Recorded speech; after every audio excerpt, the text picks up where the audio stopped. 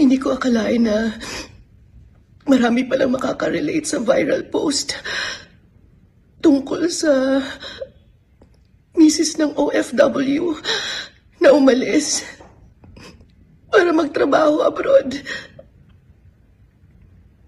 Pero sa abroad, iba naman ang tinatrabaho niya. Ako si Felma. Kwento ko yung naging usap-usapan online. Hanggang tinabangan na lang siya sa akin. Hindi na niya sinasagot yung mga tawag ko. Nalaman ko na lang, may nabuntis siyang iba. Yun ang pinakasalan niya.